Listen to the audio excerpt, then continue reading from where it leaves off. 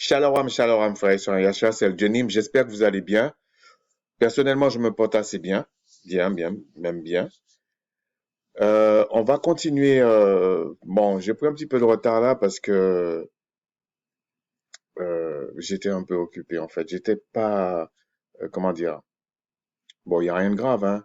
C'est parce que j'aime être bien tranquille quand je fais mes vidéos et là, j'étais pas très, très tranquille. Sinon, avant de commencer, on va faire. C'est une forme de conclusion pour l'accomplissement de la loi par Christ, par le Mashiach. Mais euh, il faut aussi comprendre une chose, il y a des gens qui pensent que le Créateur dort, il ne sait pas ce qu'il fait, on ne sait même pas s'il existe, on ne sait pas si Christ est ressuscité des morts, bref, on ne sait pas grand-chose, et qu'il y a un peu des petits fanatiques ou des petits illuminés qui parlent comme ça. Il y en a même certains qui prennent l'histoire des autres, tout ça, et que, oh là là, ils disent c'est noir, comment ils peuvent prendre l'histoire de l'autre et tout ça. Mais ça va finir par se savoir, ok? Et il y a des sujets que je veux aborder, mais je veux pas les approfondir dans le sens où euh, il y a des choses qui me choquent. Je vous dis franchement, il y a des choses qui me choquent. Par exemple, il y a des gens du monde qui sont plus sages que de ceux qui se disent israélites. Et ça, personnellement, ça me choque. C'est-à-dire que beaucoup de personnes comprennent que l'histoire de réchauffement climatique, que ça existe ou pas, c'est les jugements du Créateur. Point barre, c'est tout. C'est pas la peine de. Euh, euh, C'est-à-dire que l'idée, c'est que vous dormez, voilà. Et puis, euh, et puis que vous pétez des plombs en fait, voilà. Mais que vous dormez, c'est surtout ça l'idée. Alors qu'en fait, le Créateur, en fait, il il fait ses affaires comme il a prévu. C'est comme ça. Alors aujourd'hui, on va parler de ça. On va parler de l'accomplissement de Christ, de la loi par Christ. Parce que là aussi, il y a une certaine, toujours malheureusement, euh, on va dire, c'est pas les chrétiens directement, c'est l'idée qu'on a véhiculée dans les sociétés à partir d'un empire. Satanique évidemment, mais un empire. Ils vous ont donné une image du diable, c'est-à-dire que même quand il est en face de vous ou vous dormez avec lui, vous savez pas. Et on vous a dit aussi que euh, euh, que le diable en fait, quelque part, si vous venez avec Christ, il va vous résister. Non, euh, euh, il- euh, la victoire de Christ n'est pas totale. C'est un petit peu bricolé, tu vois. Donc il y a des gens qui hésitent, vous voyez. Et surtout quand ils sont israélites, ils hésitent. Ouais, mais est-ce que, en fait, si vous voulez, ils ont plus peur du diable que du Créateur, que du Christ, en fait. Tout ça, j'espère que, en fait, euh, j'ai oublié mes devoirs. J'espère que vous allez bien et que le Créateur vous conduit en toutes choses. Mais euh, les choses sont...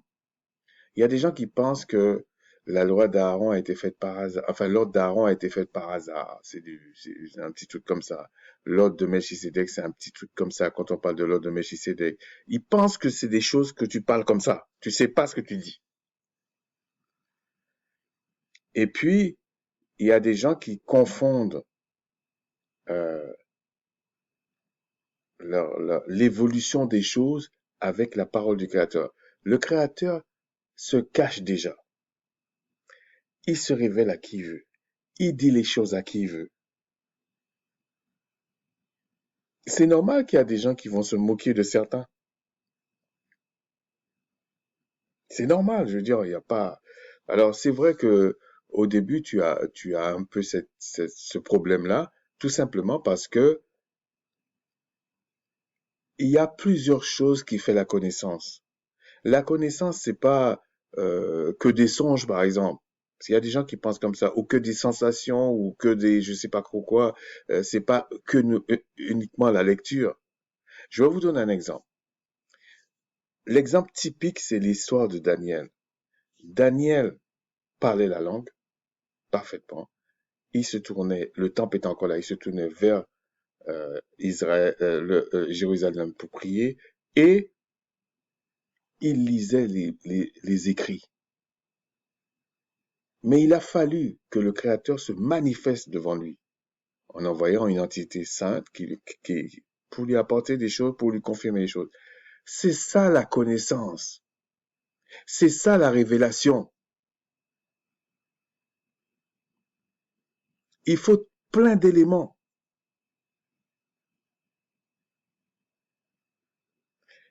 Quand vous voyez le Christ et tous les autres, l'assurance qu'ils avaient, c'est qu'il y avait l'apport même du Créateur directement. Il n'y avait pas que intellectuel, pas intellectuel et tout. Non, c'est pour ça que j'ai du mal avec euh, certains chrétiens qui pensent que, bref, qui pensent que la loi l'ordre d'Aaron est caduque, mais en fait, euh, on va dans quelque chose qui est la loi de Christ, on ne sait pas très bien ce que c'est. C'est vraiment ça. Et quand tu leur parles de certaines choses, ils se moquent même de toi. Ils se moquent de toi, en fait. Il n'y a pas de problème. Et quand je dis les chrétiens, c'est toute la mouvance. Ouais. Et les autres religions discutent. Ils pensent qu'ils ont à discuter. C'est une discussion, en fait. Et tant que les choses ne sont pas complétées complètement, ça va être parole contre parole. Surtout quand c'est quelqu'un du monde. Personnellement, dans ma vie de tous les jours, je refuse d'enseigner, de rentrer dans des discussions avec les gens du monde. Je m'en fous. Je m'en fous. Mais parfois, je peux poser des petites questions. Parce qu'avant, je faisais cette erreur-là. Il y a, quand ça faisait pas longtemps que j'étais converti, je tombais dans ce piège-là. Mais un loup, il est fait pour être un loup. Un agneau est fait pour un agneau. Je veux dire, il faut savoir ce que tu veux faire. Bon.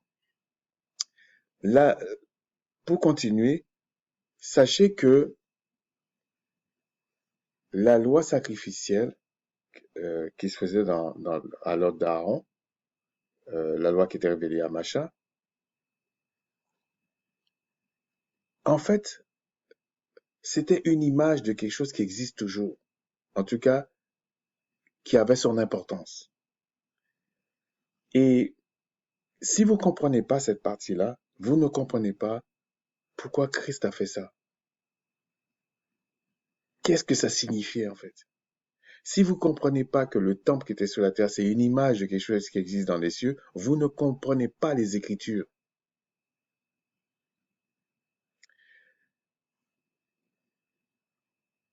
Il y a même d'autres choses dans la loi qui peuvent être des fois d'autres éléments de la loi euh, qui sont pas faits au même niveau. Parce que on parlait d'une image. Alors, il y a des personnes, ils peuvent être israélites ou pas d'ailleurs, hein, c'est pas ça le problème, qui pensent qu'une image vaut mieux qu'une réalité. Et c'est pas l'objet de la vidéo parce que à un moment donné, c'est ce que l'apôtre Paul disait aux Juifs, c'est-à-dire ceux qui pratiquaient certaines choses, et qui leur disait c'est de l'idolâtrie. Parce que quand quelque chose est passé, le Créateur n'est plus dedans. Et le diable utilise ça aussi pour manipuler des gens. Mais une chose qui est certaine, vous ne pouvez pas passer outre les textes. C'est pas possible. Et regardez ce qui est écrit, pourquoi il y avait Macha et l'autre d'Aaron. Dans Hébreux 9.13, voilà ce qu'il dit. Car le sang des taureaux et des boucs et la cendre d'une vache répandue sur ceux qui sont souillés sanctifie et procure la pureté de la chair. C'est pour ça qu'on avait borné l'âge euh, euh, euh, des hommes. Et plus loin avant, le Créateur a dit non, je ne vais pas m'obstiner avec les hommes, ils ne sont que chair. Donc, même dans toutes ces phrases-là, les choses sont dites. Même le fait qu'il dit dans le jardin d'Éden au serpent ancien, il va se nourrir de la chair, de la poussière, de la terre, sachez que les hommes retournent dans la poussière. Ça, c'est pour une autre vidéo, si tout puissant me permet. Je vais essayer d'expliquer ça. Et on vous dit aussi, le verset 14, c'est quoi l'œuvre de Christ en fait? Combien le sang de Christ qui, par un esprit éternel, s'est offert lui-même sans tâche au Tout-Puissant. Vous voyez, il dit par un esprit éternel. Okay. Purifiera-t-il votre conscience des œuvres mortes afin que vous serviez le Tout-Puissant? Effectivement, Christ, bon, déjà, il faut comprendre dans l'ordre d'Aaron, il y avait des sacrifices tout le temps, tous les jours. Mais il y en a deux qui sortent du lot, c'est la Pâque et le sacrifice d'expiation au septième mois. Donc, il y avait le premier mois et le septième mois. Mais en réalité, c'était fondamental. Mais c'était quand même une image. C'était pour la pureté de la chair. Parce que quand il dit le sang des taureaux et tout, en fait, toute la problématique de l'apôtre Paul, c'est de ça qu'il parle en fait. C'est de ces éléments-là qu'il parle. Et il faut aussi comprendre que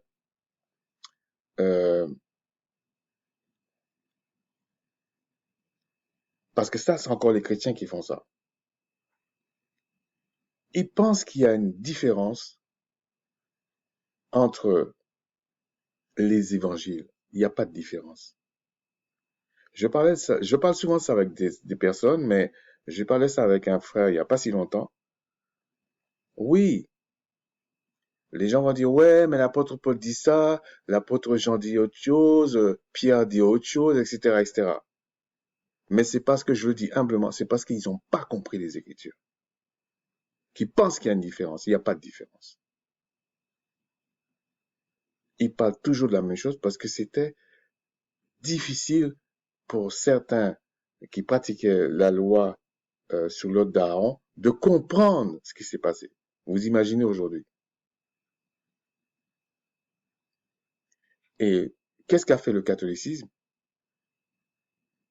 C'est une façon, bon, le Tout-Puissant a permis ça, mais c'est une façon d'endormir les enfants du royaume. Pour que le Créateur, et le Créateur a permis ça pour sélectionner ce qu'ils veulent, ce qu'il veut. Donc, ils ont inventé des trucs. C'est des ruses. C'est des ruses. Et du coup, ils sont en train de parler. Moi, j'ai vu un pasteur une fois expliquer quelque chose des Écritures. Tout le monde applaudissait, tout ça. Mais excusez-moi, c'est des bêtises. J'allais dire un autre mot, mais c'est des bêtises. La parole, elle est simple. Elle est claire, en fait. Par la grâce du puissant, elle est simple et claire.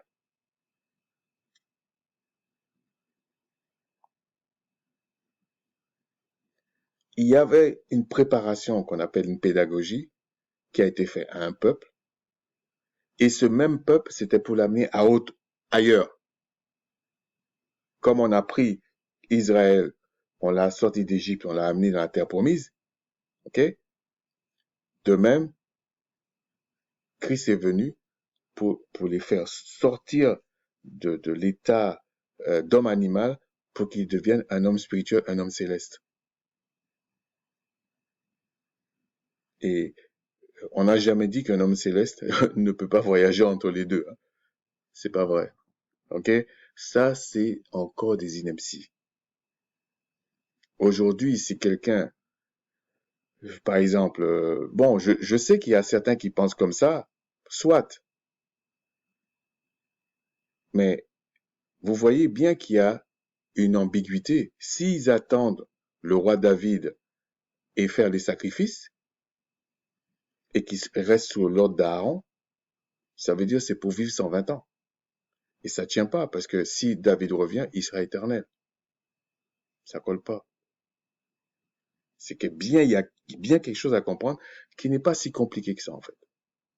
Donc, les deux ordres et les deux serviteurs du Créateur que le Créateur a envoyés, a utilisé, c'était pour deux choses et c'est pas forcément contradictoire.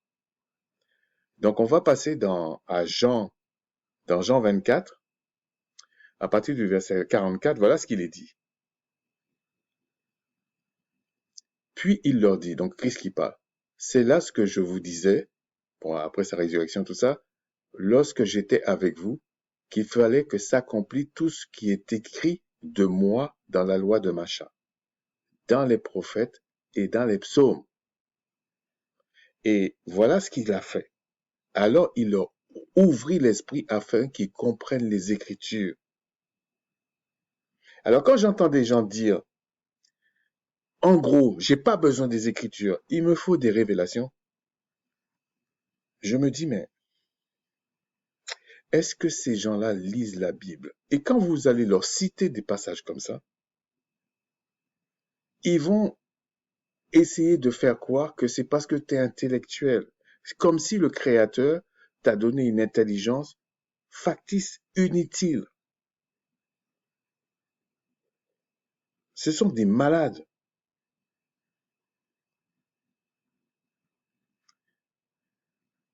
Et après, il dit, et il leur dit, ainsi, il est écrit que le Christ souffrirait et qu'il ressusciterait des morts le troisième jour, et que la repentance et le pardon des péchés seraient prêchés en son nom dans toutes les nations, à commencer par Jérusalem. Alors là aussi, il y a une polémique. J'ai entendu des musulmans, pas musulmans, des choses. Ce qui est triste, hein. Bon, bien sûr, les musulmans n'ont pas, à mon sens, hein, n'ont pas expliqué vraiment la chose, mais ils étaient plus proches de la réalité que, que le chrétien. C'est une honte. C'est une honte. C'est, vraiment, je vous dis, c'est une honte. Bien que le musulman ne sait pas la chose, ok, il ne sait pas. Mais certains éléments qu'il dit sont vrais. Par exemple, sur 10, il en dit un. Mais le chrétien, sur 10, il en dit 0. C'est ça qui est grave. Bon. Et donc, il parle de ça. Ensuite, on va passer, parce que je vais essayer d'aller vite, ok? Alors, qu'est-ce qui s'est passé vraiment pour que Christ vienne et que le Créateur réconcilie son peuple avec lui de façon éternelle? Alors, on va aller dans Genèse 17. On va pas tout lire, mais je vais essayer de synthétiser. Alors, 17-18. Genèse 17-18. Je te donnerai à tes descendants après toi le pays que tu habites comme étranger, tout le pays de Canaan, en possession perpétuelle, et je serai leur Seigneur. Alors, il dit en possession perpétuelle. Mais on va voir que c'est le Créateur lui-même qui va disperser son peuple, qui va le sortir de sa nature. Et c'est ça qu'il faut faire attention. Je vous dis, le Créateur dit tout, mais il ne rentre pas dans des détails parfois. Mais il dit tout. Quand il le dit à la personne qu'il a choisi de lui dire, il lui dit. Mais les détails, c'est lui qui le contrôle. Si tu lis ça, tu vas dire, ouais, effectivement, ça s'est accompli. Mais il dit en possession perpétuelle. Donc, éternellement. Donc, mais vous voyez pas ici qu'il y a un temple qui va être bâti, et puis un temple qui va sortir des cieux, qui va venir dans la même région, qu'en fait, qu'il y aurait eu le roi David, après il y aura une succession de rois, après il y a le vrai roi qui arrive, qui est le Machaïac, etc. Vous voyez pas tout ça là-dedans. Mais pourtant, quand vous comprenez l'ensemble, vous allez dire, ouais, effectivement, c'est pas faux. Hein? Voilà. Le Tout-Puissant dit à Abraham, toi, tu garderas mon alliance, toi et tes descendants après toi, selon leur génération. C'est ici mon alliance que vous garderez entre moi et vous, et ta postérité après toi, tout mâle parmi vous seront circoncis. Vous vous circoncirez, et ce sera un signe d'alliance entre moi et vous. C'est un signe d'alliance. Et c'est pour ça qu'il y avait, qu'il y a une sujet de discussion bizarre entre chrétiens, pas chrétiens, au sujet de la circoncision, pas la circoncision, pas ceci, ceci, alors que la loi qui a été révélée à Macha, c'était pour la pureté de la chair. Je dis pas que quelqu'un peut pas se faire circoncire aujourd'hui, c'est pas ça. Je dis pas que c'est faux même, c'est pas ça. Si vous voulez, c'est comme quelque chose qui s'imbrique. La l'ordre de Melchisédek, euh, euh, comment dire, englobe l'ordre d'Aaron. Parce que l'ordre de Melchisédek, c'est éternel, c'est pour l'éternité, alors que l'ordre d'Aaron, c'était pour la pureté de la chair. Et c'était borné. Voilà. Donc, euh, c'est même pas possible aujourd'hui. Parce que tant qu'il n'y avait pas l'ordre d'Aaron, l'ordre de Melchisédek qui était établi, et l'œuvre de Christ qui avait été faite, l'ordre d'Aaron persistait. Et c'était normal. C'était normal, c'est évident. Aujourd'hui, si vous revenez à l'ordre d'Aaron, ça marche pas. Parce que l'ordre de Melchisédek est vraiment, si vous voulez, c'est pour ça qu'il est dit, le sang et la chair ne peuvent pas hériter le royaume des cieux. Et c'est pour ça qu'on dit, armez-vous des armes célestes, des armes du Tout-Puissant. Parce qu'on n'a pas à combattre la chair et le sang, là. Là, c'est pas la blague. Là, c'est la vraie chose. Comment vous allez combattre un esprit? Avec une épée, des fléchettes, même avec une bombe atomique, ça lui fait rien. De toutes les façons, la puissance qu'ils ont, même s'ils sont déchus là, parce que c'est pas renouvelé, mais ils ont la puissance quand même, tu bougeras pas. Tu bougeras pas. Et je le dis humblement, je sais de quoi je parle. Tu bougeras pas, je vous dis. Tu pourras même pas parler, ouais, tu pourras rien faire. Sauf si l'esprit du Père, du Tout-Puissant, est en toi, sur toi, comme Christ avait dit à Nicodème. Sinon, c'est pas possible.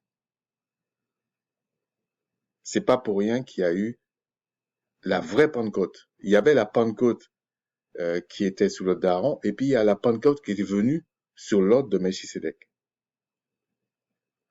Et c'est pas de la blague. Ok?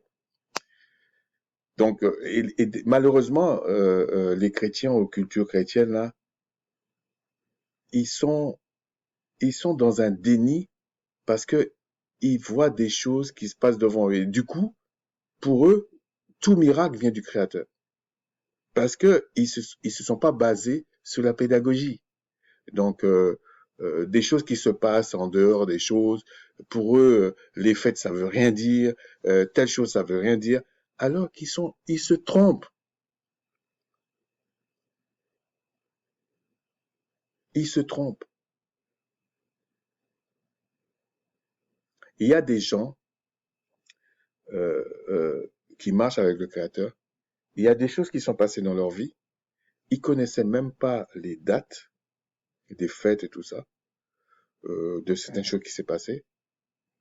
Et avec le temps, s'ils ont noté, ils voient que ça tombe. Pap, pap, pap, ça tombe comme ça. Quand les portes s'étaient ouvertes.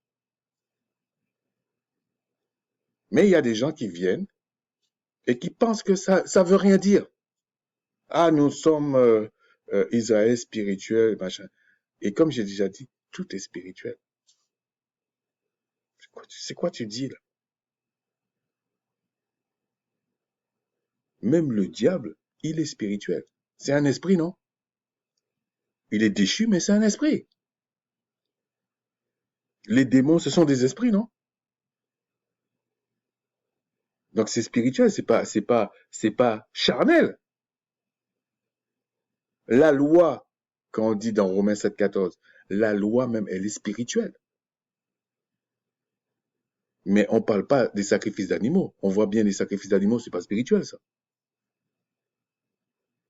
C'est animal. Mais il parle de quoi, l'apôtre Paul? Il parle du reste. C'est comme par exemple, je vois avec la guerre en Ukraine, tout ça, plein de spécialistes, c'est des femmes. Moi, je vais bien, je m'en fous en fait. Mais nous sommes pas pareils. C'est quand je vois dans des couples, la femme qui... et puis, je blâme pas la femme en fait.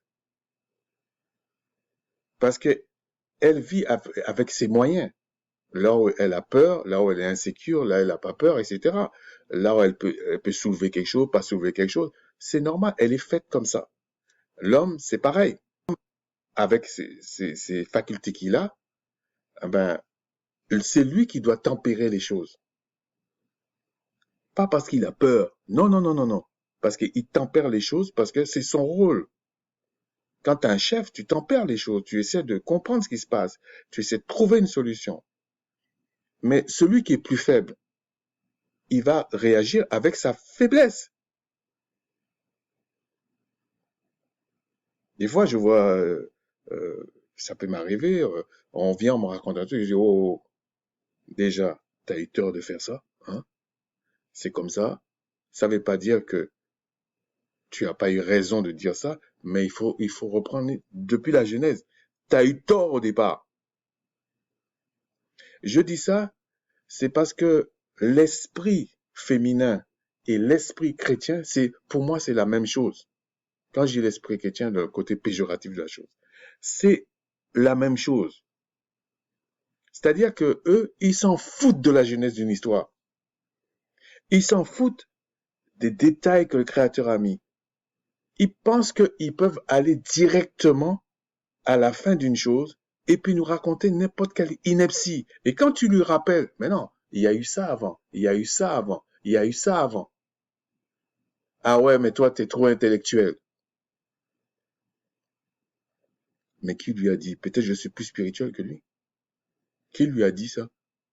Donc, si, toute proportion gardée, Daniel vient lui dire, voilà, dans les textes, il y a ça, il y a ça, il y a ça, il y a ça, il y a ça, il va dire que Daniel est trop intellectuel, hein?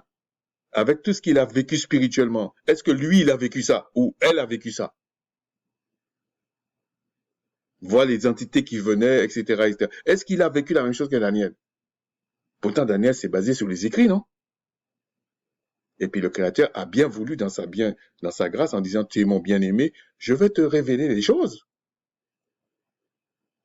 C'est-à-dire que là, tu as bien compris les écrits, t'as eu la révélation des Écritures, tu m'as demandé certaines choses, je vais te montrer que les Écritures t'ont dit la vérité. Donc c'est où la révélation? La base de la révélation. Entre guillemets, la pédagogie de la révélation, c'est où? C'est dans les Écritures. Bon. Ensuite, bon, je ne sais pas si je vais voir tous les textes, mais c'est simplement pour expliquer certaines choses, ok? Voilà ce qu'il est dit dans Galates 4, 21. Dans Galates 21, 4, 21, voilà ce qu'il est dit. Dites-moi, vous qui voulez être sous la loi. Mais quand il dit qui est être sous la loi, il parle de continuer les sacrifices d'animaux. Parce que le même dit, la loi, elle est parfaite. Il sait de quoi il parle.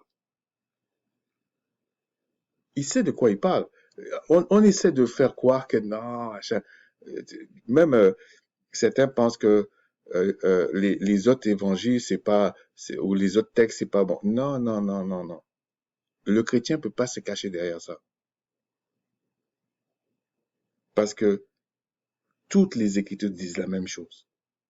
Je vous dis, ça dit la même chose. Alors, il y a peut-être des tentatives de couillonner les gens à droite à gauche, mais ça dit la même chose.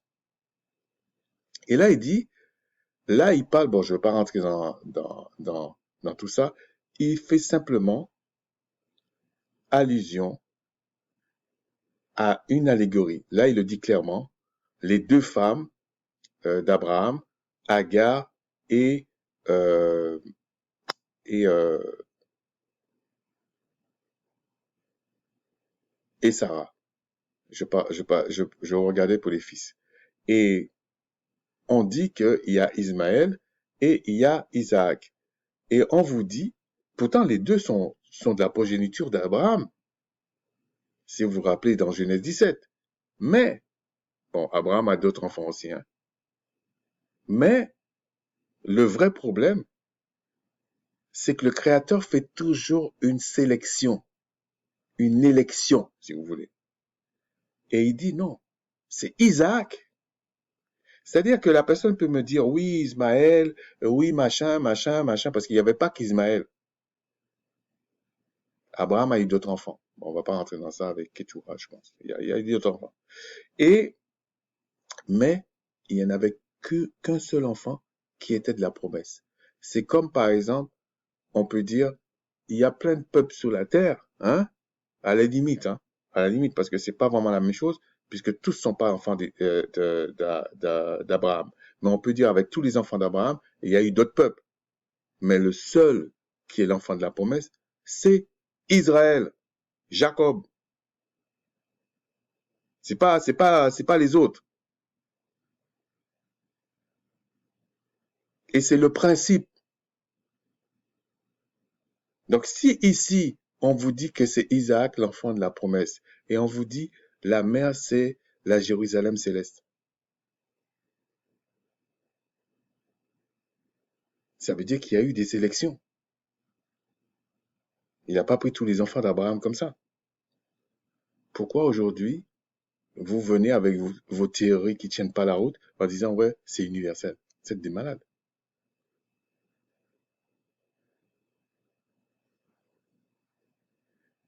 Et voilà ce qu'ils nous prennent comme, bon, avant de passer, on va aller dans Jean 8. Dans Jean 8, voilà ce qu'il dit. Euh, à partir du verset 18. Non, 21. Yacha dit encore, je m'en vais, vous chercherez, vous me ferez mourir, etc., etc. Et il dit, en fait, il leur dit, vous êtes d'en bas, moi je suis d'en haut, vous êtes de ce monde, moi je ne suis pas de ce monde. Alors, il y a des gens qui prennent ça en disant, comme il dit ça, ça veut dire que vous êtes, euh, euh, vous êtes déconnecté. Non, non. En fait, quand il dit de ce monde, il dit, vous êtes sous la puissance du malin. C'est tout. Parce que ce monde-là appartient au Créateur.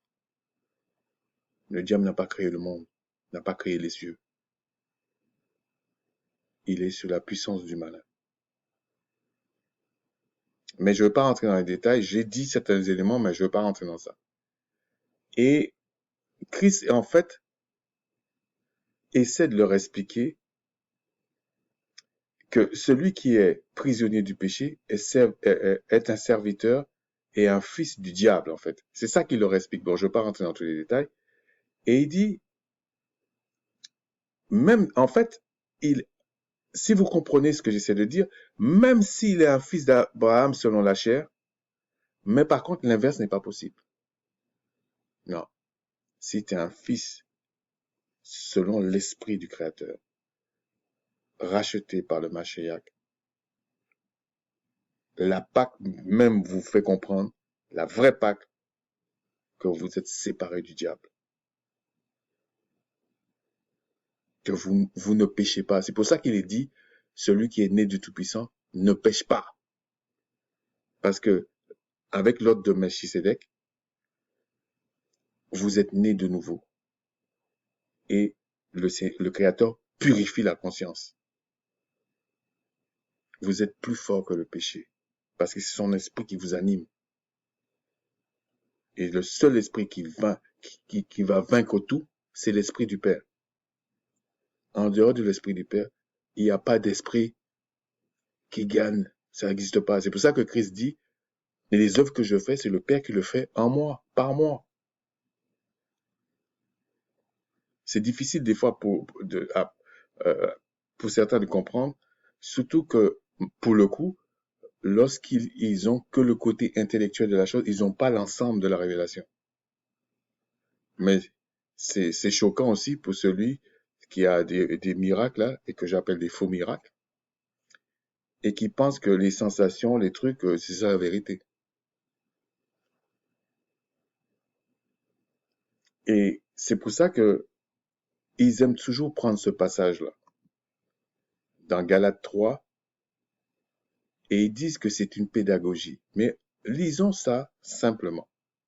Car si l'héritage venait de la loi, il ne viendrait plus de la promesse. Faut pas oublier que la désobéissance, c'est comme la divination. Le Créateur te vomit. Bon. Or, c'est par la promesse que le Tout-Puissant a fait à Abraham ce don de sa grâce. En fait, c'est là qu'il y a une confusion pour certains. Oui, Abraham a eu cette promesse. C'est vrai. Mais je vous ai dit, le Créateur ne rentre pas parfois dans les détails. C'est bien pour ça que Daniel a été obligé de l'invoquer pour qu'il lui explique. Alors, il y a des choses simples à comprendre, hein. Si on te dit tourne à droite, tu tournes à droite. Mais Daniel était obligé de demander est-ce que c'est le moment, comment ça va se passer, etc. Et c'est bien pour ça, si vous voulez, on parle de l'ordre d'Aaron. Oui, il a fait une révélation à Macha pour dire au peuple, mais il fallait lui expliquer le mode d'emploi. Donc c'est ça, l'ordre d'Aaron. C'est pour nous, c'est pareil, l'ordre de Melchisédek. Mais l'ordre d'Aaron nous explique pas mal de choses.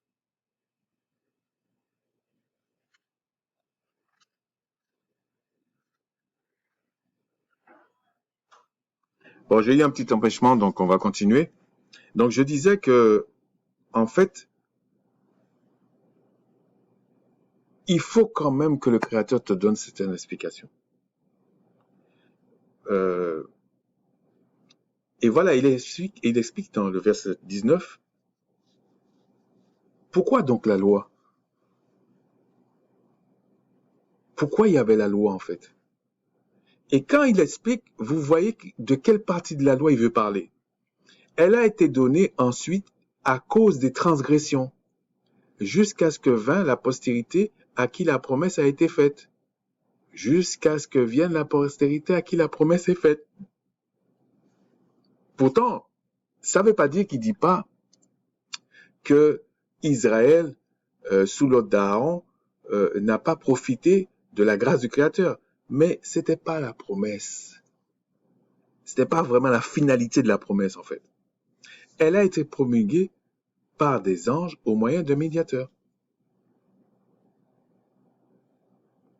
Mais c'était, il le dit plus tard, hein, verset 21. La loi est-elle donc contre les promesses du Créateur?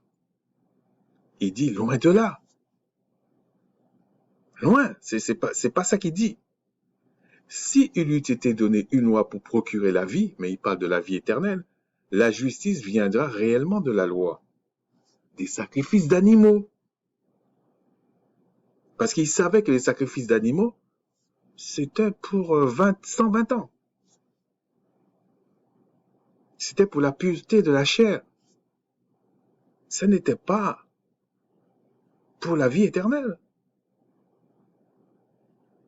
Et je l'ai déjà dit, c'est pour ça que il ne faut pas s'étonner pourquoi certains Israélites ne croyaient pas en la vie éternelle. D'ailleurs, si vous regardez bien, le Christ lui-même ne les a pas reproché ça. Ils connaissaient leur niveau spirituel, c'est tout. Mais ça ne veut pas dire qu'ils étaient nuls et ils comprenaient rien, comme font croire les chrétiens. J'essaie de vous leur parler de ce qui se passe dans l'ancienne alliance, on va dire comme ça, ou de la première alliance, l'alliance qui était faite avec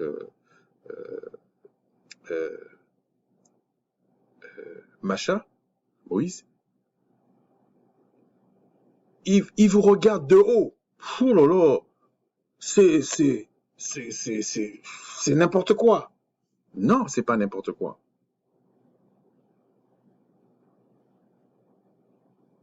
Parce que la seule chose qui ne tient pas vraiment, c'est pour ça que l'apôtre Paul dit que la loi elle est spirituelle. C'est la loi des sacrifices des animaux qui n'est pas spirituelle.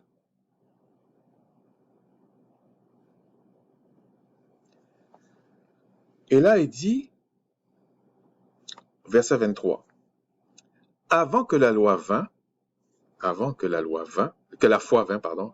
foi vienne, là, il fait allusion à ce que Christ va faire, ok? Ce que Christ a fait. Pourquoi je dis ça? Parce que la foi existait déjà dans l'ordre d'Aaron. Parce qu'il est dit que le juste vivra par sa foi. Et tous les exemples qu'on prend de la foi, quasiment tous sont dans l'ancienne alliance. Donc, les Écritures ne se contredisent pas comme des bourriquots essaient de faire croire aux gens. Quand il parle de la foi ici, il faut remettre dans le contexte. Il parle de la confiance en le Christ, ce qu'il est venu faire, ce qu'il a fait. Et d'ailleurs, si quelqu'un ne croit pas en le Christ, je parle d'un Israélite, qui ne croit pas ce que le Christ est venu faire, il sera vomi par le Tout-Puissant lui-même. Avant que la foi vînt, nous étions enfermés sous la garde de la loi. Nous étions enfermés sous la garde de la loi sacrificielle des animaux, en vue de la foi qui devrait être révélée. Là, on comprend mieux ce passage. Donc, c'était fait, les sacrifices d'animaux, en attendant le vrai sacrifice, celui qui te donne la vie éternelle, celui qui te fait asseoir à la droite du Créateur en Christ. Oui, c'est vrai que, vous savez, maintenant, il y a Internet, les gens bougent facilement, etc., etc. On a l'impression que le Créateur n'est pas nécessaire. Erreur. C'est le Créateur qui dort beaucoup de personnes, mais il travaille avec ses enfants. Il se cache pas à ses enfants. Bien sûr, il dit pas tout parce que c'est lui qui sait comment éduquer chacun. Et après, il dit, ainsi, verset 24, ainsi la loi a été donnée comme pédagogue pour nous conduire à Christ, afin que nous fussions justifiés par la foi, par cette grâce que nous n'avons plus à faire des sacrifices. Il suffit que nous croyions que ce sacrifice a été fait pour nous. Et c'est pour ça qu'il dit, ainsi la loi a été comme un pédagogue pour nous conduire à Christ. C'est de ça qu'il parle. La loi des sacrifices d'animaux, c'était une pédagogie. C'était pour nous amener à Christ. Parce qu'il y a le vrai sacrifice qui arrive. Mais le reste de la loi, aimer ton prochain, c'est pour ça que Christ le cite, la loi des impuretés, la loi des veaux, etc. Tout ça existe toujours. Je vais vous dire quelque chose. Même la dîme, ça existe toujours. C'est qu'il n'y a pas les conditions. Mais quand vous lisez dans l'Apocalypse, le vrai temple, quand il va descendre, tous ceux qui sont dans le monde là doivent venir à Jérusalem pour faire quoi à votre avis? Ils doivent donner leur dîme aussi.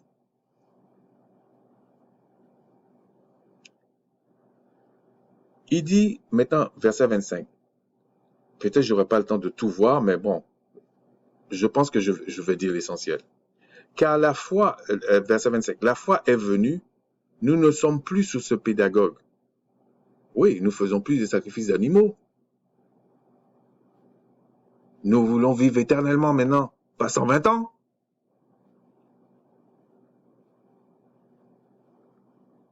Nous sommes passés de l'homme animal à l'homme spirituel, à l'homme céleste. Vous ne voyez pas tout encore parce que déjà un enfant, dans le monde charnel, il prend 9 mois, non? Donc il y a un laps de temps. Quand il y a la semence, tac, l'enfant sort pas. On attend 9 mois. Hein? Eh ben, lorsqu'on reçoit la semence, qui est la parole du Créateur, et qu'on est dans les bonnes conditions, on est spirituellement. Vraiment spirituellement. Alors vous allez me dire, ouais, mais attends, tu es en train de tout confondre. Non, non, non. La mesure d'esprit que le Créateur a mis dans l'homme animal n'a rien à voir avec la mesure d'esprit qu'il met dans un homme spirituel. Ça n'a rien à voir. Ben bon. Et là, il dit ce qu'il faut. Verset 26. Car vous êtes tous fils du Tout-Puissant par la confiance en le Christ, par la confiance de ce qu'il a réalisé sur le bois, la Pâque et la victime d'expiation. Et il a déjà expliqué ça dans ce qu'il a révélé à Macha et dans l'ordre d'Aaron. Il a déjà expliqué. C'est ça une pédagogie.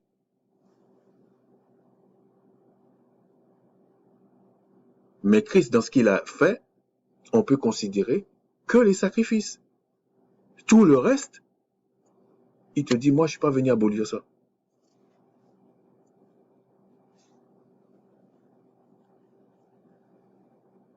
Ensuite,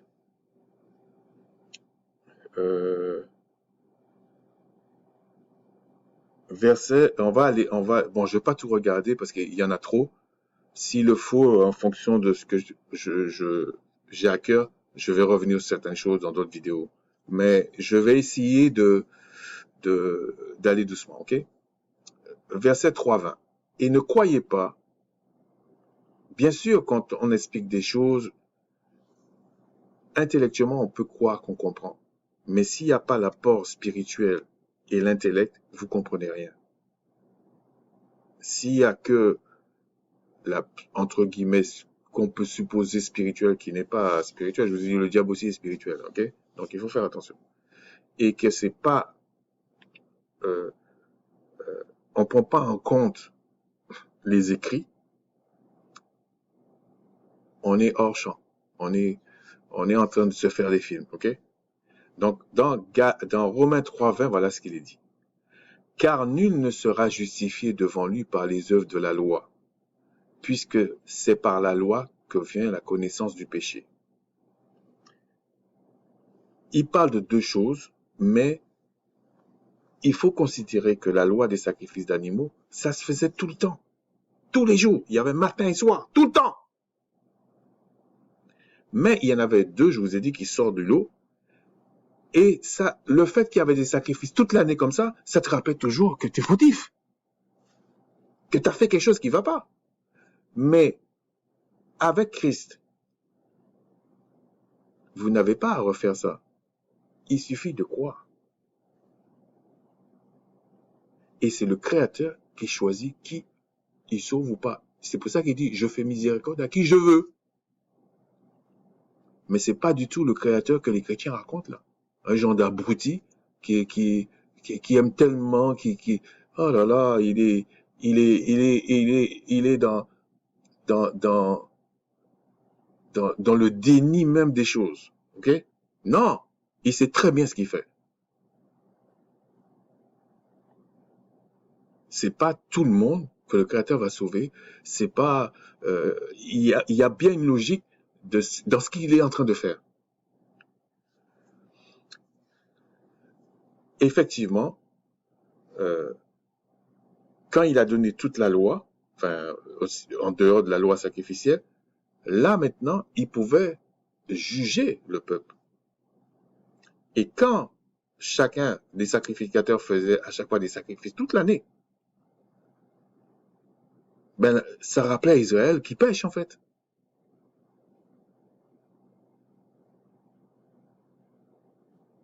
Il pêche, voilà, c'est comme ça. Mais maintenant, sans la loi, est manifestée la justice du Tout-Puissant. Sans la loi des sacrifices d'animaux, laquelle rend témoignage la loi et les prophètes. Ce n'est pas contre la loi et les prophètes. Ce n'est pas contre ça. Les sacrifices d'animaux, c'était une image. Le sacrifice de Christ, c'est la réalité. Là, on parle de l'âme. Justice du Tout-Puissant par la foi en le Christ, par la confiance en le Christ. Pour tous ceux qui croient, il n'y a point de distinction. Mais le fait qu'il dit qu'il n'y a point de distinction, ça ne veut pas dire qu'il sauve n'importe qui. Parce que tu crois que Christ a donné sa vie pour toi, mais tu es malade.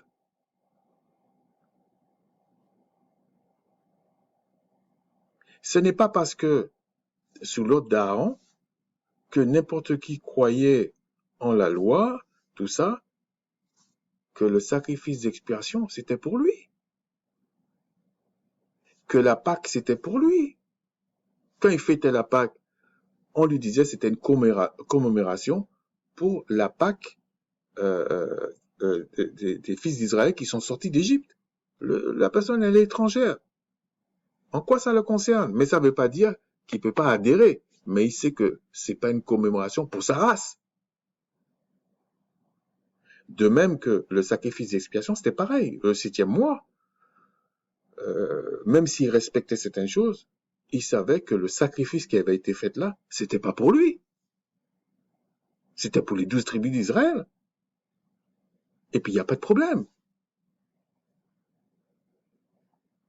Il y avait d'autres sacrifices qu'un étranger pouvait faire. S'il a la crainte du Créateur, voilà. Mais ces deux sacrifices-là, ça ne le concerne pas.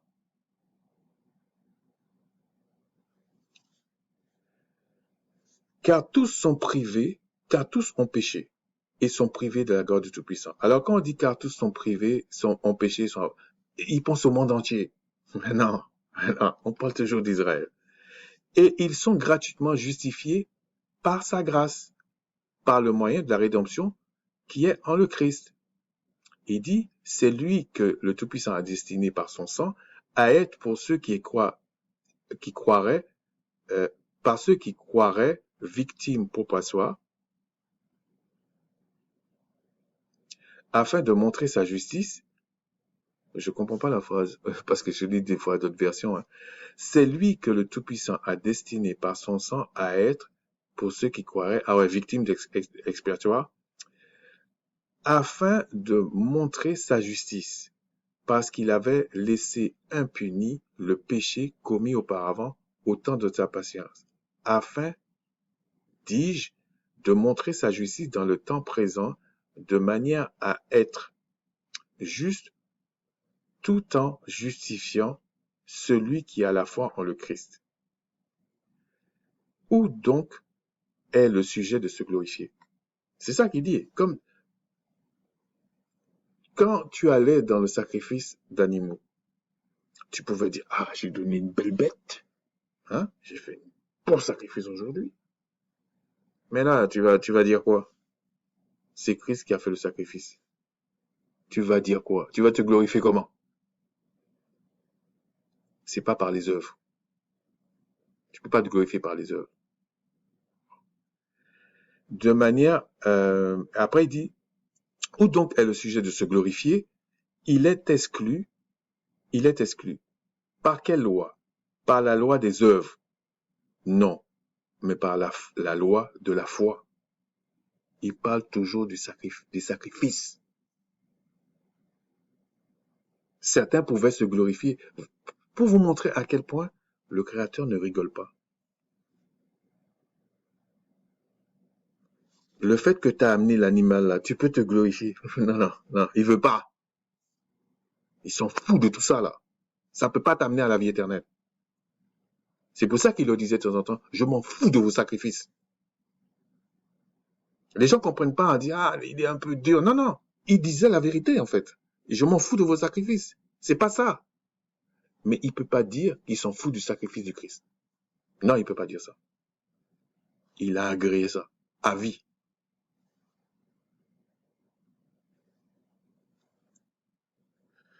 Car nous pensons que l'homme est justifié par la foi sans les œuvres de la loi des sacrifices d'animaux. Alors vous allez me dire, ouais, mais ça peut être les autres œuvres. Oui, mais les autres œuvres n'ont pas d'importance s'ils ne faisaient pas les sacrifices d'animaux. Ça n'avait pas de sens. Parce que si vous péchez sans absoudre vos péchés, en tout cas au niveau que le Créateur voulait, et que vous appliquez des lois, le Créateur va dire, mais tu es en train de souiller ma maison. Le Créateur est tellement perfectionniste que si tu pèches et que il y a rien pour calmer sa colère et tu vas faire des œuvres, même si elles sont bonnes, et il ne les regarde pas. Il ne les regarde pas. Parce que ce qu'il veut, c'est la pureté de l'âme, la fidélité de l'âme, l'obéissance qui n'est pas la divination, qui n'est pas l'idolâtrie. Un peu comme un homme et une femme qui sont mariés. Il n'y a pas d'honnêteté là. Le gars doit fuir. Voilà, c'est comme ça. Alors après, il dit, ou bien le Tout-Puissant est-il seulement le Seigneur des Juifs, de ceux qui pratiquent la loi?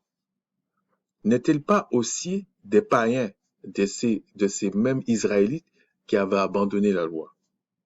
Oui, il est aussi des païens, puisqu'il y a un seul Seigneur qui justifiera par la foi les circoncis et par la foi les incirconcis. Pardon. Quand il dit les circoncis ici, oui, tout le monde va penser à la circoncision de la chair, oui, c'est vrai. Mais il parle du signe de l'alliance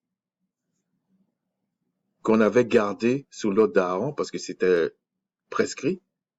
Et comme ils sont partis dans les autres, ils ont été dispersés là, certains n'étaient pas circoncis. Mais certains l'étaient circoncis en fait.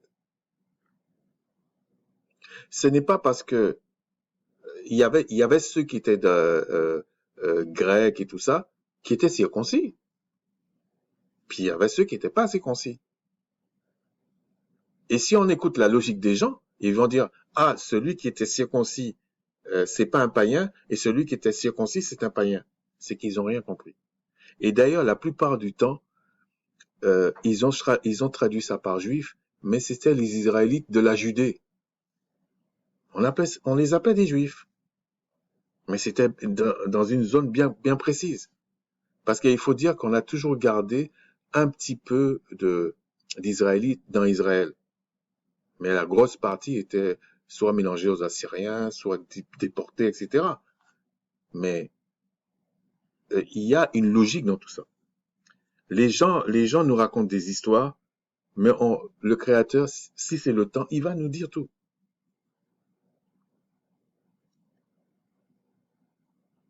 J'essaie de regarder certaines notes que j'ai prises parce qu'il y en a tellement, donc je veux pas perdre mon temps dans certains trucs.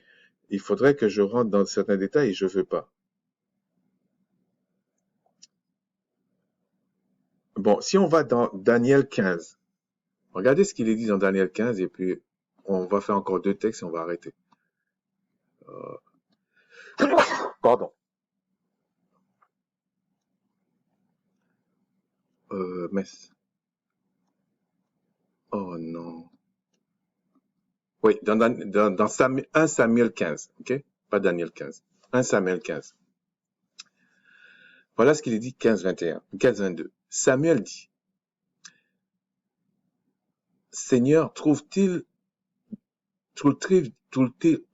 du plaisir dans les holocaustes et les sacrifices comme dans l'obéissance à la voix du Tout-Puissant? Voici, l'obéissance vaut mieux que les sacrifices,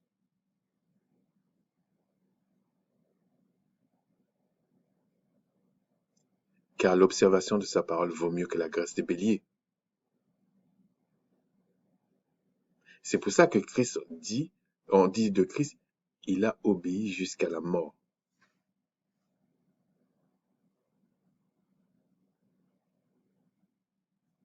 Il faut comprendre pourquoi on dit ça. Car la désobéissance est aussi coupable que la divination. Et la résistance ne l'est moins que l'idolâtrie et le téraphin. Téraphin, c'était des statuettes. Puisque tu as rejeté la parole du Tout-Puissant, il te rejette aussi comme moi, etc. Il parlait de Saül. En fait, ce qu'il faut comprendre, c'est que ce que le Créateur veut, c'est que nous formons un avec lui par le Christ, l'obéissance. Et c'est pour ça qu'il est dit que ces commandements ne sont pas pénibles. Elles sont pas pénibles quant à l'esprit du Créateur. Tu es né de nouveau, il va enlever de toi les liens, les choses comme ça. Vous n'arriverez jamais à suivre le Créateur sans son esprit, sans l'esprit qui donne pour que tu sois né de nouveau. Et tu ne peux pas naître de nouveau si tu ne comprends pas qu'est-ce que Christ est venu faire. Tu ne comprends pas. Tu n'arriveras pas. Même si tu es israélite. Si tu ne comprends pas pourquoi Christ, c'est la Pâque. Tu ne comprends pas que Christ, c'est l'agneau d'expiation. Si tu ne comprends pas que Christ est souverain sacrificateur selon l'ordre de Melchisédek. Et qu'est-ce que c'était l'ordre de Melchisédek? Tu n'arriveras pas.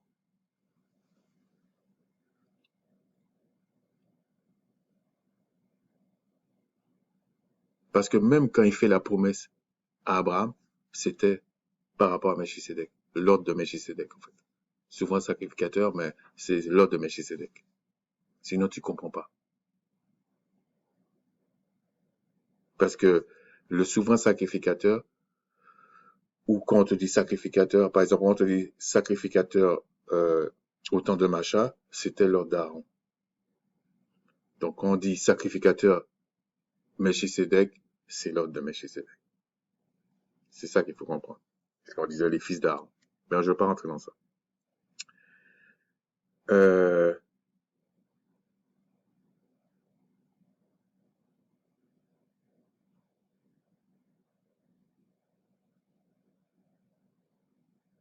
Romains 10. On va aller dans Romains 10.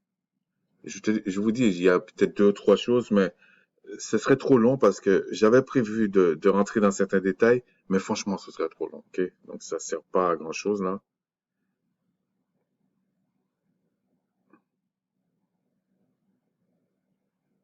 Ouais, dans Romains 10, voilà ce qu'il est dit.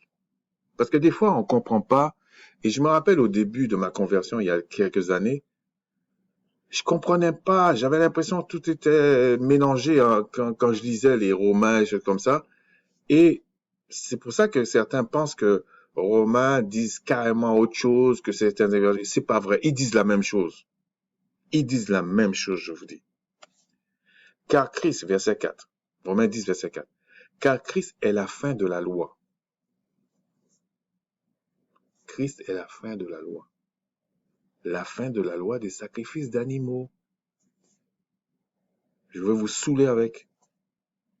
Et plaise au Tout-Puissant de faire comprendre ça à certains ou à certaines. Parce que celui qui comprend, c'est celui que le Créateur a sauvé en fait. Je vous dis la vérité.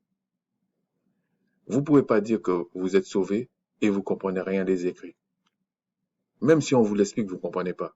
Si vous lisez, vous comprenez pas. Il faut vous poser des questions. pour la justification de tous ceux qui croient. En effet, Macha définit ainsi la justice qui vient de la loi. L'homme qui mettra ces choses en pratique vivra par elles. Alors effectivement, les gens pensent que quand il dit ça, c'est toute la loi. Je suis d'accord avec ça. Mais il y avait un point particulier qui était les sacrifices d'animaux. Mais voici comment parle la justice qui vient de la foi. Alors qu'il y avait déjà la foi, je vous ai dit, quand vous lisez Hébreux 11, il y a déjà la foi. C'est pas nouveau. Donc il parle d'une autre foi là. Il parle d'une confiance en le Christ. Ne dis pas en ton cœur qu'il montera dans les cieux, etc., etc. Et après, il dit, verset 9, si tu confesses de ta bouche le Seigneur, le Machaïak, et si tu crois dans ton cœur que le Tout-Puissant a ressuscité des morts, tu seras sauvé. Le fait qu'il emploie ça, quand il dit ressusciter des morts, ça veut dire qu'il a donné sa vie. Sinon, ça n'a pas de sens. Et c'est là qu'il dit, verset 11, quiconque croit en lui ne sera point confus. Et puis là, il dit, il n'y a aucune différence entre le juif et le grec. Je vous ai déjà expliqué pourquoi il dit ça.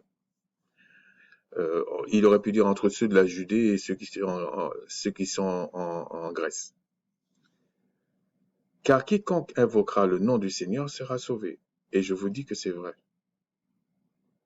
Maintenant, c'est parole contre parole.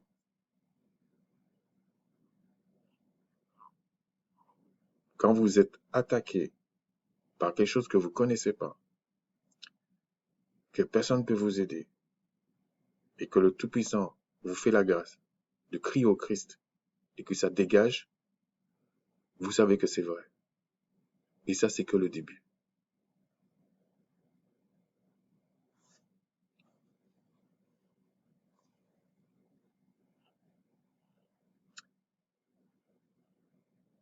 On va aller dans Galates 3 et on va aller dans 2 Corinthiens. Non, on va aller dans Romains 8. Romains 8, voilà ce qu'il est dit. Romains 8, 1. Il n'y a donc, sachant que le sacrifice de ce qui s'est passé, maintenant, aucune condamnation pour ceux qui croient en le Christ, qui croient en le Machaïak. Pas en le Jésus des catholiques, là, on s'en fout de ça.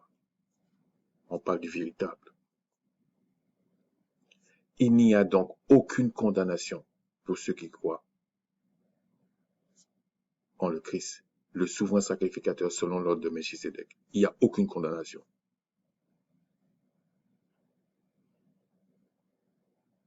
Le Créateur va même pas s'énerver sur vous. Il va vous apprendre. Et vous allez bien voir, bien sûr, il faut que vous soyez honnête aussi, hein, parce que la miséricorde du Créateur n'a pas d'effet sur le malhonnête. Donc, on va pas s'attarder sur ça. Je suis pas un spécialiste de ce qui est sale. Je sais, par la grâce du puissant, je suis un spécialiste de ce qui est saint. C'est tout. En effet, la loi de l'esprit de vie en Christ m'a affranchi de la loi du péché et de la mort. C'est vrai, parce que les sacrifices d'animaux n'étaient pas pour la conscience de l'âme. Ce n'était pas pour ça. C'est pour ça que vous voyez plein de personnes qui disent, je crois en Christ, je machin, ils font leur machin. Il y en a même qui appliquent des lois, ils prennent certains, ils lâchent d'autres, on ne sait pas pourquoi. Et puis, il n'y a rien de bon dans leur vie. Alors, pour se rassurer, ils disent que, oui, c'est une épreuve. C'est pas une épreuve. C'est pas une épreuve. Parce que quand c'est une épreuve, le Créateur vous rassure. Il vous console. Mais quand tout tombe sur vous, là, comme ça, comme si le Créateur n'existe pas, c'est quoi ça? Ce n'est pas vrai. Car chose impossible à la loi, donc il parle surtout de la loi des sacrifices d'animaux, parce que la chair la rendait sans force. Le Tout-Puissant a condamné le péché dans la chair en envoyant, à cause du péché, son propre Fils dans une chair semblable à celle du péché. Et cela afin que la justice de la loi fût accomplie en nous, qui marchons non selon la chair, mais selon l'esprit. Mais c'est pas parce que tu es né d'esprit que la loi sociale, ça t'intéresse pas. La loi des cérémonies, ça t'intéresse pas. Si tu es vraiment né d'esprit, tu comprends ça. Tu comprendras ça. Sachez que le méchant, par ses actions, il creuse sa propre tombe. C'est pour ça qu'il est dit, même au roi David et tout ça, ne t'irrite pas contre le méchant. Ne sois pas jaloux du méchant. La seule chose que le Père demande, c'est que nous prions afin que les puissances de ténèbres et ses serviteurs nous fichent la paix pour rendre un culte agréable au Tout-Puissant par le Christ. Et je vous assure, ils ne peuvent rien vous faire. Bien sûr, si le Créateur veut que tu te déplaces, tu vas te déplacer. S'il veut que tu restes, tu restes. S'il veut que tu prends ça, tu prends ça. S'il veut que tu coupes là, enfin, quand je dis couper, c'est-à-dire, je veux dire, couper avec des gens, c'est-à-dire des relations, tu coupes. S'il veut que tu fasses telle chose, tu vas faire. Mais il va t'instruire. Il va t'instruire. Et là, il explique, il dit, ceux en effet qui vivent selon la chair, c'est reconnaissable. Ils s'affectionnent aux choses de la chair. Tandis que ceux qui vivent selon l'esprit s'affectionnent aux choses de l'esprit. Et qu'est-ce que c'est les choses de l'esprit? Il explique que c'est la paix, les choses comme ça. Mais c'est aussi la délivrance.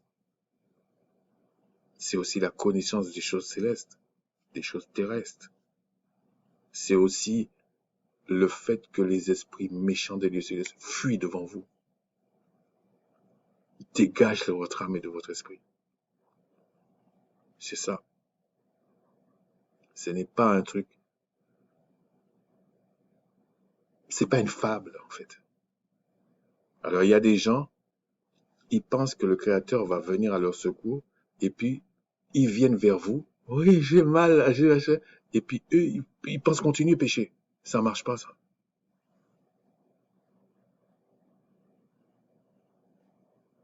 Le Créateur exauce celui qui est vrai, celui qui reconnaît qui il est, celui qui reconnaît qui est le Christ, qui est le Tout-Puissant, qui il est, bien sûr, avec ses faiblesses, mais pas pour essayer de... Ils sont en train de demander pardon, mais ils regardent au coin de l'œil à gauche, là, quel péché ils peuvent faire. Ça, ne croyez pas que le Créateur va marcher dans ça. Il vous a vu venir. Parce qu'il y a des gens comme ça. Et il y en a pas mal, malheureusement. On va aller dans 2 Corinthiens 3:5. Et puis après, dans l'autre Corinthiens, et puis je pense qu'on va finir là. Bon, j'ai pas tout vu, mais ça tourne toujours autour des mêmes choses. C'est pour ça que des fois, il faut avoir des frères qui, qui sont versés dans les Écritures selon l'esprit du Créateur. Et quand vous vous réunissez, vous partagez. Vous allez voir des choses incroyables. Vous allez comprendre des choses. Ça se fait pas sur Internet, évidemment. Évidemment. Alors, dans 2 Corinthiens, voilà ce qu'il est dit. 2 Corinthiens 3. Ce n'est pas à dire que nous soyons par nous-mêmes capables de concevoir quelque chose comme venant de nous-mêmes. Notre capacité, au contraire, vient du Tout-Puissant. C'est un peu la même chose que dit Christ quand il dit « Les œuvres sont faites par l'Esprit du Père ». Mais c'est pas du tout... si vous ne le vivez pas, vous ne comprenez pas. C'est comme quelqu'un... alors, quand il est délivré lui-même, peut-être il comprend pas. Peut-être il comprend pas, mais je pense qu'il comprend. Mais tout cas par rapport à ce qui se passe, que je connais, je sais qui c'est. Mais admettons. Mais il va commencer à comprendre ça lorsque c'est l'autre. Il prie et que l'autre change. C'est là qu'il va commencer à comprendre. Et je vous assure, rien n'est impossible à celui qui croit. Rien. Il nous a aussi rendu capables d'être ministres d'une nouvelle alliance. Donc il parle d'une nouvelle alliance. Là, c'est pour la vie éternelle. Non de la lettre, mais de l'esprit. Car l'esprit tue, car la lettre tue, mais l'esprit vivifie. Les gens vont dire, ouais, mais ça veut dire que il faut pas s'occuper de la loi parce que la lettre tue. Non, c'est pas de ça qu'on parle. Il explique plus tard, mais c'est pas de ça du tout. Or, si le ministère de la mort, gravé avec des lettres sur des pierres, a été glorieux au point que les fils d'Israël ne pouvaient pas fixer les regards sur le visage de Macha à cause de la gloire de son visage, bien que cette gloire fût passagère. À combien le ministère de l'Esprit ne sera-t-il pas plus glorieux? En fait, ce qu'il faut comprendre, il explique, on va continuer. Si le ministère de la condamnation a été glorieux, le ministère de la justice est de beaucoup plus supérieur en gloire. En fait, il explique clairement au verset 11 ce qui se passe. Il dit, en effet, ce qui est passager a été glorieux, ce qui est permanent est bien plus glorieux. Ce qui est passager, c'est quoi? C'est les sacrifices d'animaux. C'est les sacrifices d'animaux, c'est ça qui est passager. Donc en fait, il dit, quand il dit la lettre tue, c'est pas que la lettre n'est pas bonne, comme pensent les chrétiens, c'est faux. C'est que les sacrifices d'animaux n'empêchaient pas la mort. C'est ça qu'il dit là. Et j'en veux particulièrement à ceux qui viennent insulter des frères et des sœurs qui comprennent mieux que les Écritures. Parce qu'ils sont chrétiens. Je ne sais même pas, je le dis humblement, je ne sais même pas s'il y a un chrétien qui va rentrer dans le royaume des cieux. Je ne sais même pas. Vu comment ça part là, c'est peut-être les premiers, hein, mais là, ils sont d'une arrogance incroyable. C'est incroyable. Ils viennent te dire des révélations que s'ils connaissaient un peu des choses de la terre, ça fait belle lurette que les gens le savent. Mais ils viennent comme si c'était une révélation. Hein? C'est pas croyable. Personnellement, il y a certains qui me dégoûtent. Bon, il y en a certains, je vois bien qu'ils ils savent pas, on est tous passés par ces phases-là, donc je comprends. Mais il y en a certains, ils sont vraiment, vraiment détestables par leur comportement, je parle. Alors quand ils sont pas israélites, je dis Seigneur, franchement, faut t'en occuper, moi pas. Je m'en fous complètement.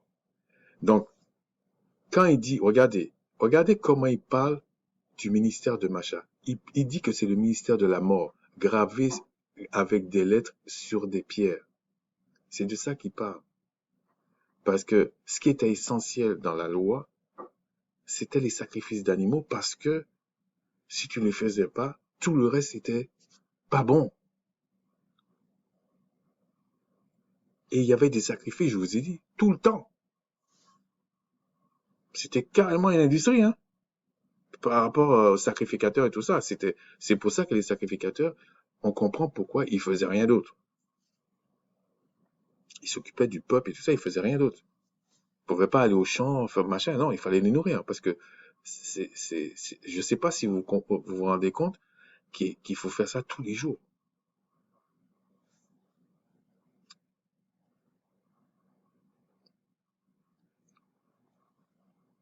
Regardez ce qu'il dit. Verset 12. Ayant donc cette espérance, nous usons d'une grande liberté. Ben, tu m'étonnes. J'ai pas de sacrifice à faire. Et d'ailleurs, le Créateur avait déjà prévu la, la, la, la destruction du temple et aussi la dispersion du peuple. Parce que s'il y avait le temple, et il fallait retourner là-bas. Et le diable allait faire vraiment la guerre. Et trop de personnes allaient se convertir. Et c'est pas le but du Créateur. Lui, il veut sauver que ceux qu'il veut sauver. Et c'est pour ça qu'il dit, aux quatre coins du monde, là, il va les chercher. C'est lui qui va les chercher. C'est pas eux qui viennent et bon, le torse, là. Non, non, non, non.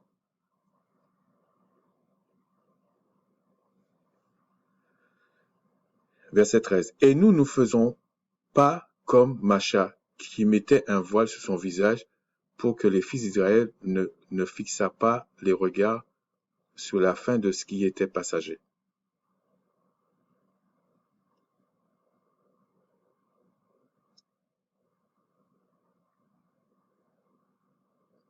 Et regardez, il vous dit que c'est en Christ que tout ça disparaît. Mais en fait, c'est une autre forme. C'est-à-dire que il parlait bien de sacrifice, mais c'était une pédagogie pour dire, attention, il y a un sacrifice qui vient et ce n'est pas que pour la pureté de la chair. On parle des vraies choses.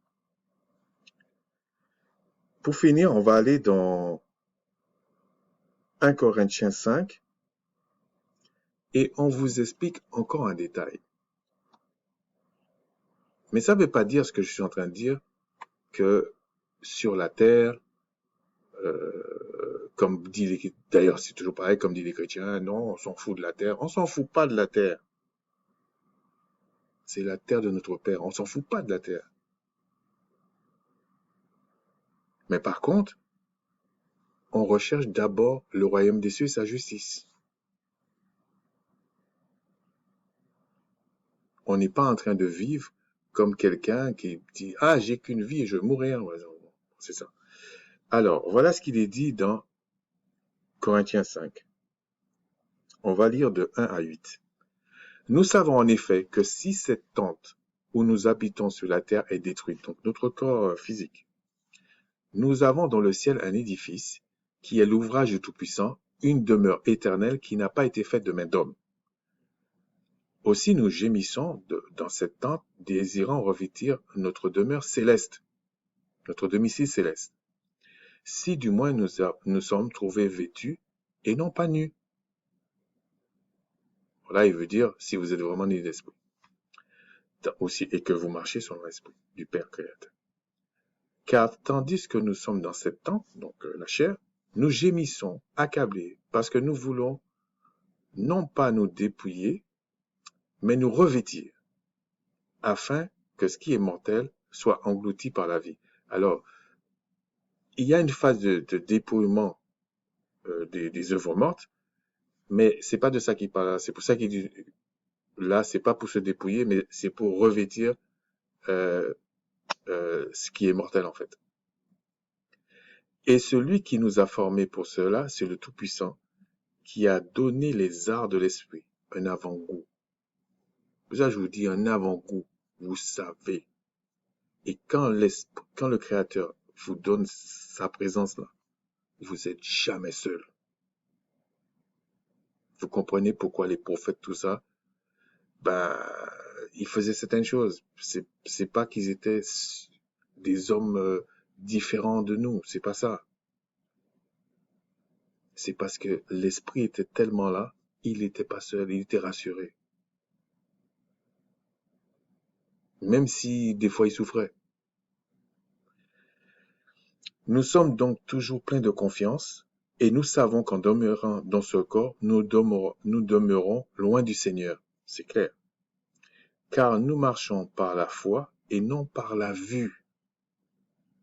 Je sais pas comment vous expliquer ça. Vous réconciliez au Tout-Puissant. Le Tout-Puissant n'a pas de colère contre vous. Il pardonne vos péchés. Il vous fait grandir. Il vous nourrit, etc.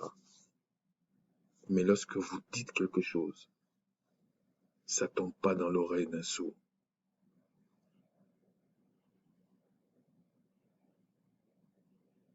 Et ça, il n'y a pas d'équivalent sur la terre. C'est pour ça qu'il est dit dans Philippiens, Réjouissez-vous toujours dans le Tout-Puissant, réjouissez-vous toujours. C'est pas que les gens étaient tarés. Ils savaient ce qu'ils disaient.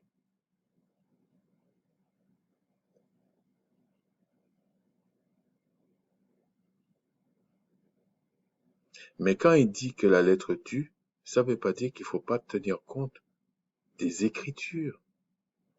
C'est simplement parce que c'était le ministère de la mort. C'est-à-dire que ça pouvait pas vous amener à la vie éternelle. Ça veut pas dire que vous vivez pas par elle. Ben oui, par les sacrifices d'animaux, vous vivez par ça. Mais c'était pas ça que le Créateur avait pour Israël. Il avait quelque chose de plus grand pour Israël. Sur ce, je vais m'arrêter là. C'était simplement pour dire que euh, c'est la plus belle chose qui peut arriver à quelqu'un. C'est quand la semence du Père, du Créateur, est en lui et qu'il est israélite. C'est là qu'il vit. Quand le Créateur veut, il voit les choses avant. Il peut influer sur les choses avant. Et c'est pour ça que tout le monde veut ça. Mais c'est le Créateur qui choisit ceux de la promesse, comme il a dit pour Isaac. La prochaine fois, j'hésitais pour entre parler de Deutéronome 28 ou parler des fêtes.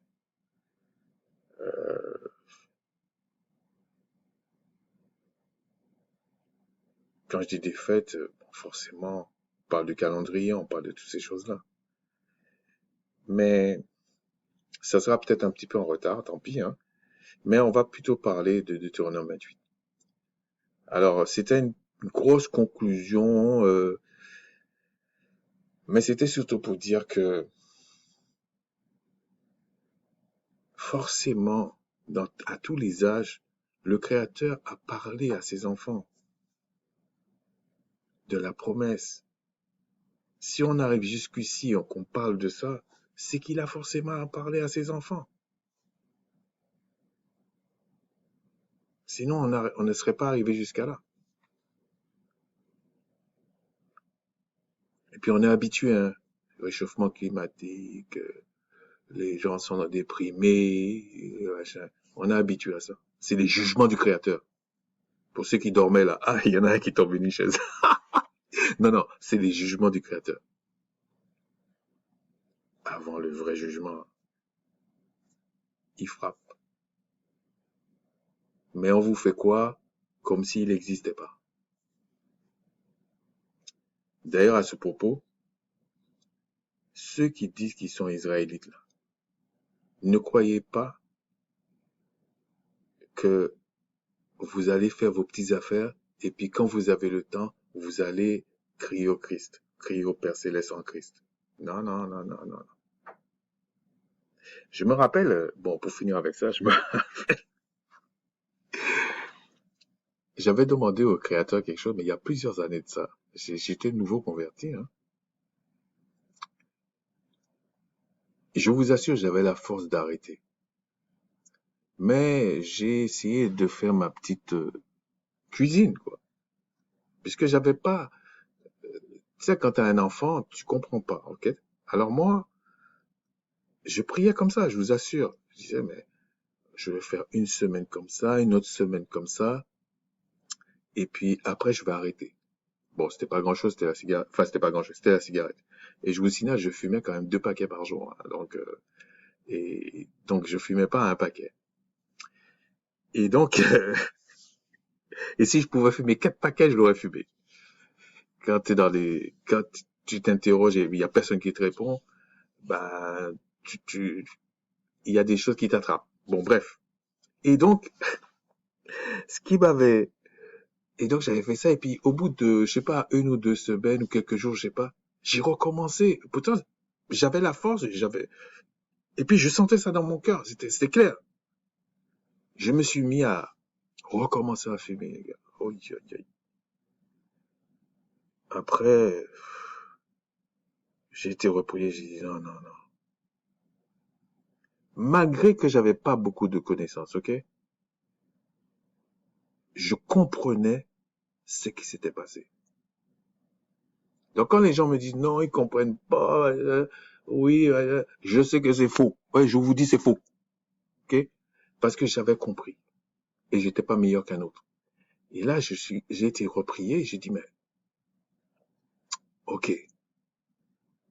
Donc quand je demande quelque chose qui peut être impossible à mes yeux, en fait, on m'a pas dit de savoir comment ça va se passer pour arrêter ou comment ça va se passer pour que la chose se fasse. Puisque de toute façon, c'est impossible à mon niveau. On t'a dit de croire seulement. Mais il faut croire les bonnes choses. Et il faut dire une chose, je croyais déjà au sacrifice du Christ. Ok? Donc, c'est pas d'aujourd'hui que je crois au sacrifice du Christ. Mais seulement, plus ça allait, le Tout-Puissant m'expliquait les choses, en fait. C'est comme ça que ça se passe. Donc, plus tu grandis, plus on t'explique les choses. Et tu comprends petit à petit. Donc, bref. Quand j'ai reconnu que, bon, j'avais déconné, en fait. Il faut dire les choses comme elles sont. Poup, c'est fini. Alors après, j'ai rencontré des gens qui m'ont dit, oui, j'ai arrêté la cigarette, les gens les félicitaient. Le boug, il était pas si idiot que ça. Je dis, ah bon, t'as arrêté? Et je dis, ah, mais c'est bien. Mais j'étais content pour la personne. Je dis, ah, c'est bien. Mais je le voyais bouffer des chewing-gums toute la journée, boire des cafés, boire autre chose, machin. Je le dis humblement. Le créateur m'a délivré de la cigarette. C'est qu'un exemple, hein. M'a délivré de la cigarette. Je l'ai remplacé par rien du tout. Je prenais aucun excitant. Pas de café, pas de thé, pas de chewing-gum. Je passais pas ma rage sur les gens. J'étais libre. OK? Donc, bon, sur Internet, on parle pas de nos affaires, mais c'est simplement pour vous dire qu'il y a des frères et des frères surtout qui parlent de certaines choses sur la toile, on va dire, sur YouTube.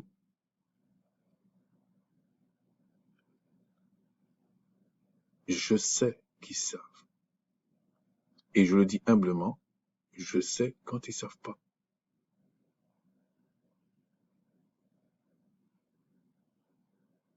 Malheureusement, avec Internet, le seul problème, c'est que tu n'as pas, c'est pas pareil quand tu rencontres pas la personne, enfin, du moins, que tu connais pas la personne un peu. Parce que sur Internet, c'est vrai que la plupart, même dans le monde, hein, ils se présentent sur Internet, ils sont tous parfaits. Ils sont tous parfaits. Bon, après, il y a des gens qui peuvent croire ça. Moi, j'y crois pas. Je crois pas. Parce que si tu es parfait, bon, je parle pour un Israélite, je sais vraiment. Alors, quand je dis parfait, attention. Selon l'ordre de Melchisedec, il y a des choses que tu fais et il y a des choses que tu fais pas. Mais par contre, c'est vrai, je peux comprendre que quelqu'un me dit oui, je suis parfait dans le sens d'appliquer les lois. Oui, mais c'est pas de ça que je parle. C'est pas de ça que je parle. En tout cas, sachez que le Tout-Puissant, il est fidèle. Le Christ est fidèle. Et quand vous prenez les Écritures de A à Z, il y a bien une logique dans les Écritures. Même quand vous prenez certains apocryphes, il y a bien une logique. Et ça se contredit pas contrairement à ce que vous pensez. Pour certains, ça se contredit pas. Il y avait un frère il y a pas longtemps qui me dit, et puis je suis pas contre ça, c'est pas ça. Mais c'est vrai que on tombe dans peut-être pas un piège, mais on tombe dans une facilité de dire oui, mais on a la preuve que Matthieu, Apocalypse, C'est écrit en hébreu, donc les autres écritures servent à rien.